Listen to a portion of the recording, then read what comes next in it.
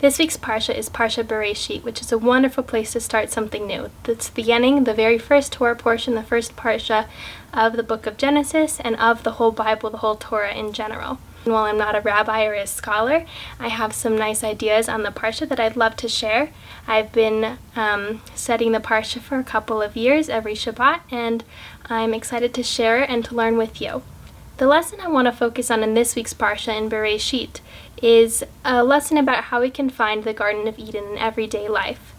Now, the Garden of Eden was a place that God made for Adam and for Eve, the first man and the first woman, to live in and to dwell in. And I want to focus on this because there are so many great topics in Bereshit. It's full of wonderful, wonderful anecdotes and lessons that we can learn. It's the very first Parsha, and so we have creation. God made the world in 6 days and rested on the seventh. We have the stories of Adam and Eve. We have the stories of eating from the tree of knowledge, and and Cain and Abel. There are so many wonderful, wonderful stories that we can gain lessons from. But I want to focus on this topic of finding the Garden of Eden, of finding this sort of perfection in our own lives every single day outside of the Garden of Eden. An idea I learned from Rabbi Dr. Jack Cohen, who gives wonderful Torah classes on dating and marriage on TorahAnytime.com, is that one of the Sheva brachas, the 7 blessings that we say under the marriage canopy, under the chuppah, is as follows. But these loving friends tasted the bliss you gave to the first man and woman in the Garden of Eden. Now, what bliss are we talking about? Yes, they just got married and there's marital bliss, but what does this really mean? Why do we want a newly married husband and wife? Why do we want them to be like Adam and like Eve? What did Adam and Eve have that we want a newly married couple to feel and to resemble? Now, Adam and Eve had something that nobody else in the world could claim to have. They were the only man and the only woman in the whole world.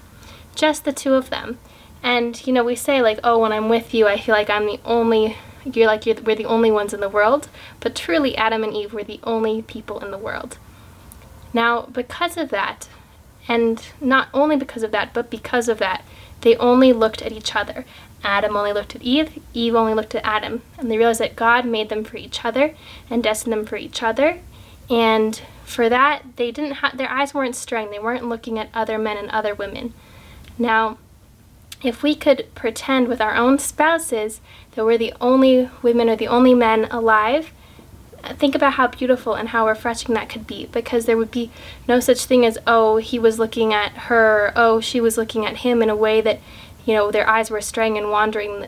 We want to only look at our spouses as if they were the only ones in the world, and recognizing that God made them just for us, just like he made Adam and Eve just for each other. So we wish for a newly married couple that they should be like Adam and Eve and recognize that they're only made for each other. Now, how can we apply? Like I myself, I'm a single person. I don't have a husband to apply this concept to. But I can apply what lesson I gained from what Dr. Rabbi Jack Cohen was saying is that if I could be appreciative of what I have and recognize that this is the lot that God chose for me, then if I could be appreciative, like this is the only lot that is meant for me, if I can realize that, then I'll be so much happier. Then I could understand the Garden of Eden and that this was destined for myself. If I can not be jealous of other people's cars, houses, jobs, whatever it happens to be, if I can be happy with my own lot, then it could be as if I was taking the portion of the Garden of Eden and applying it to this world. Now, I hope for all of you that you'll find something in your own lives that you could connect back to the Garden of Eden and recognize why something was made just for you. And I look forward to talking about Parshat Noach next week, the second Torah portion in the book of Genesis, where we will discuss life's boats and how not to miss the signs and symbols that God is directing for you. I look forward to speaking with you all next week. Have a Shabbat Shalom.